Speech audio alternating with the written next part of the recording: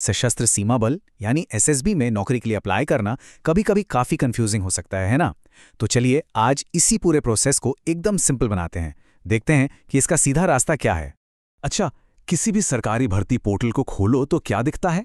सबसे पहले तो कुछ ऐसा 2020 का कोई रुका हुआ रिजल्ट। फिर देखो, ये अलग अलग पदों के लिए कोई शुद्धि पत्र मतलब कोई करेक्शन आया है। और फिर ये देखो, 2020 की भर्ती के लिए फिजिकल टेस्ट की एक और सूचना। मतलब सिर चकरा जाता है।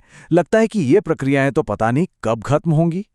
तो हाँ, ये सब देखकर उलझन होना तो बिल्कुल जायज़ है, पर घबराने की कोई ज़रूरत नहीं है। चलो इस पूरे मायाजाल को मिलकर सुलझाते हैं, इसे आसान बनाते हैं। तो आज हम क्या क्या देखने वाले हैं? सबसे पहले समझेंगे कि ये भर्ती का मायाजाल है क्या। फिर 2026 की भर्ती को एक उदाहरण के तौर पर लेंगे। देखेंगे कि कौन अप्लाई कर सकता है।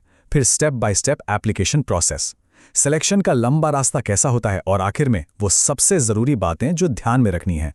तो सबसे पहला सवाल यही आता है कि आखिर ये पोर्टल्स इतने कंफ्यूजिंग हैं क्यों? देखो, इसकी वजह बड़ी सिंपल है। होता क्या है कि इन पे नई भर्तियों के विज्ञापन, सालों पुरानी भर्तियों के रिजल्ट और बीच की प्रक्रियाओं से जुड़ी न जाने कितनी सूचनाएं, सब कुछ एक ही जगह पर होता है। बस यही खिचड़ी है जो सारी कंफ्यूजन पैदा करती है। तो इस कंफ्यूजन से बाहर कैसे निकलें? चलो एक लाइव उदाहरण लेते हैं। हम 2026 के एसएसपी कांस्टेबल भर्ती अभियान को पकड़ते हैं और इसी के सहारे पूरा रास्ता समझेंगे। पता है कितनी वैकेंसीज हैं? पूरी 827। ये एक बहुत बड़ा और असली मौका है, और इसीलिए ये पूरी प्रक्रिया को समझने के लिए एकदम परफेक्ट केस स्टडी है। ठीक है, तो अब सबसे पहले और सबसे ज़रूरी स्टेप पर आते हैं, एलिजिबिलिटी चेक करना। मतलब इन कांस्टेबल पदों के लिए कौन अप्लाई कर सकता है। चलिए देखते हैं। अब जरा इस टेबल पर ध्यान दो। यहाँ सबसे ज़रूरी बात क्या है कि हर पोस्ट के लिए क्वालिफिकेशन और उम्र की सीमा अलग है। जैसे कांस्टेबल ड्राइवर को देखो, यहाँ 10वीं पास के साथ हैवी व्हीकल लाइसेंस चाहिए। वहीं वेटरनरी कांस्टेबल के लिए साइंस में 10वीं और 1 साल का एक्सपीरियंस। तो कहने का मतलब ये है कि अप्लाई करने से पहले जिस भी ट्रेड के लिए सोच रहे हैं, उसकी शर्तें इस टेबल में ध्यान से देख लेना बहुत बहुत ज़रूरी है। अच्छा, एक बार ये पक्का हो गया कि कोई कैंडिडेट एलिजिबल है, तो अगला स्टेप क्या है?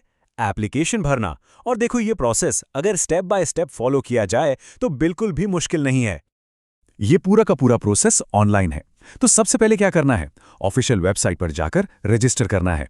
फिर जो रजिस्ट्रेशन आईडी और पासवर्ड मिलेगा, उससे लॉगिन करके एप्लीकेशन फॉर्म भरना है।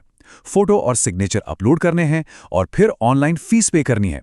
और हाँ, एक बहुत ज़रूरी बात, फाइनल सबमिट बटन दबाने से पहले अपनी भरी हुई हर एक डिटेल को कम से कम 2 बार ज़रूर चेक कर लेना। अब बात करते हैं एप्लीकेशन फीस की। इसका स्ट्रक्चर भी काफ़ी सीधा सा है। देखो, जनरल, ईडब्ल्यूएस और ओबीसी कैटेगरी के कैंडिडेट्स के लिए फीस है 100 रुपये, और एससी, एसटी, एक्स सर्विसमैन और सभी महिला कैंडिडेट्स के लिए कोई फीस नहीं है, बिल्कुल फ्री। चलो, फॉर्म तो सबमिट हो गया, लेकिन अब आगे क्या? अब शुरू होता है सिलेक्शन का लंबा सफ़र।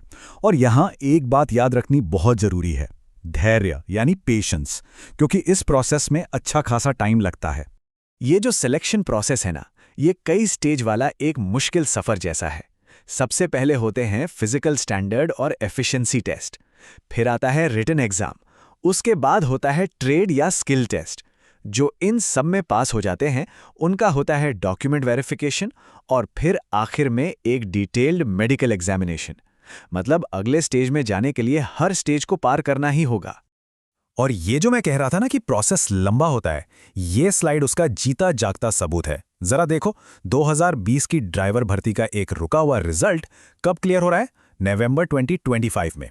और 2021 की भर्ती के फिजिकल टेस्ट की सूचना आ रही है 2026 में। इससे एक बात तो बिल्कुल साफ है, इसमें कई साल लग सकते हैं और सब्र ही आपका सबसे बड़ा साथी है।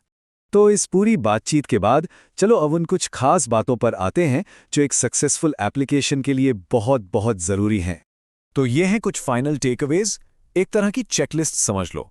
सबसे पहली और ज़रूरी बात, ऑफिशियल नोटिफिकेशन को शब्द दर शब्द पढ़ना है। दूसरी, अपनी एलिजिबिलिटी हर पैमाने पर डबल चेक करनी है। तीसरा, सारे ज़रूरी डॉक्यूमेंट स्कैन करके पहले से तैयार रखने हैं। और हाँ, इस 2026 भर्ती के लिए अप्लाई करने की नई डेडलाइन है 4 मई, इसे कहीं नोट कर लो। और आखिर में, जो एप्लीकेशन फॉर्म सबमिट किया है उसका प्रिंट आउट लेकर संभाल कर रखना कभी मत भूलना। और आखिर में एक सबसे ज़रूरी चेतावनी, ये सीधे एसएसबी की ऑफिशियल वेबसाइट से है। उम्मीदवारों को दलालों या एजेंटों से सावधान रहने की सलाह दी जाती है, जो एसएसबी में नौकरी का आश्वासन देकर पैसे ऐंठने की कोशिश कर सकते हैं। ये याद रखना बहुत ज़रूरी है कि सिलेक्शन सिर्फ और सिर्फ मेरिट के आधार पर होता है। तो बस इस जानकारी और सावधानी के साथ कोई भी कैंडिडेट इस पूरे प्रोसेस को पूरे कॉन्फिडेंस के साथ नेविगेट कर सकता है।